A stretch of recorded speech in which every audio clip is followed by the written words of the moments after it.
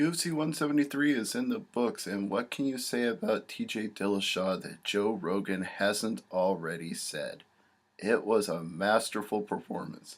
He took on a guy that many people considered to be pound for pound best in the world in Renan Barão, and not only beat him, but beat him up, beat him decisively, won every round, might have even gotten a 10-8 in the first round on his knockdown, and then in the fifth round, even when he was way ahead, still went for the kill and finished him with a head kick and punches on the ground before the referee waved it off.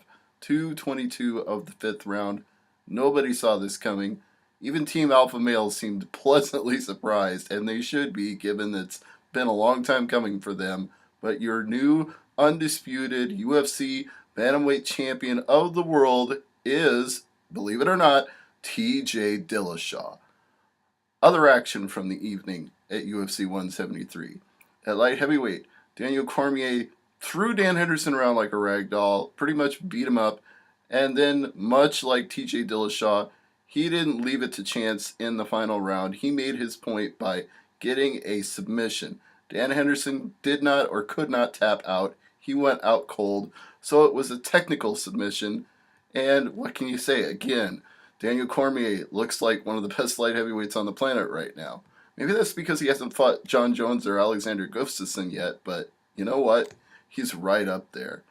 Well, maybe I should qualify that by saying Dan Henderson's probably a little long in the tooth, but Dan Henderson is still dangerous, still a former multiple-time champion, strike, force, pride, you name it. So you can't take Dan Henderson lightly, and Daniel Cormier certainly didn't. A masterful performance by DC. So, congratulations to him as well. 3:53 of the third round. At welterweight, Robbie Lawler. Just another dominating performance here. Took apart Jake Ellenberger for 3 straight rounds, and all Ellenberger could come up with was a couple of takedowns and just didn't really get in any offense. Wasn't outstriking him. Wasn't able to do anything with him when he did get the takedowns. So, Robbie Lawler winning every round, and then again getting the finish in the third round at 3:06 just to make the point clear. The only two fights that didn't have a decisive finish were Takeya Mizugaki and Francisco Rivera, which went 29-28 and 30-27 times 2 for Mizugaki. You know, I guess Mizugaki won every round. I could see one round maybe going to Rivera, but either way, it was honestly not a great fight. It's probably the least impressive Takeya Mizugaki fight I've seen in a while, and I like the guy, but it more seemed like Francisco Rivera got tired when he went for a submission early and then just didn't have anything left in the tank. And Joe Rogan was openly speculating that he must have been sick before the fight. And James Krause versus Jamie Varner will go down as a finish and a victory for James Krause. But what happened was Jamie Varner got his ankle broken, was hobbling around the ring, gutted it out until the end of the first round, and then could not continue. So James Krause picks up the win.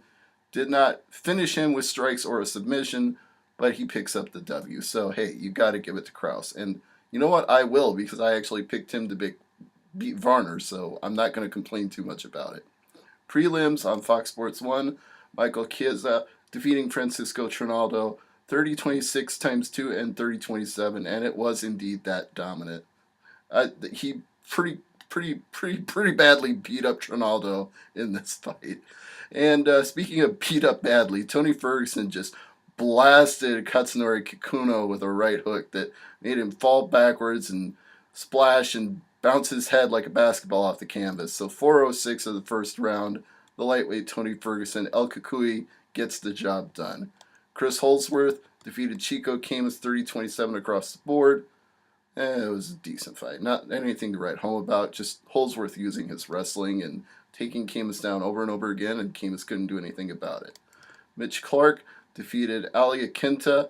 This one was a bit of a surprise because Iaquinta was pretty well ahead after the first round, and Clarke caught Iaquinta as he was making a transition and got the Darce choke on, and he went out. Iaquinta couldn't even tap. Again, what are you going to say about these technical submissions? Guys want to tap or can't, or just get caught so quick they go out cold. And in this case, definitely. I couldn't tell if Hendo was out cold, but Iaquinta was out cold. Out. just outdone. So, congratulations to Mitch Clarke. On the Fight Pass fights, everything went to a decision. Vink Pichel, 30-27 times 2, 29-28 over Anthony Njokuani, who I'm pretty much done with seeing fight in UFC. I wouldn't be surprised if he got cut after this. Sam Cecilia defeated Aaron Phillips, 29-28 times 2 and 30-27. And in our opening bout, Li Jinglang defeated David Machad with a split decision, 29-28, 28-29, and 30-27. That's UFC 173. I'm Stevie J. Thanks for checking out the recap, and we'll see you back here next week with more fights.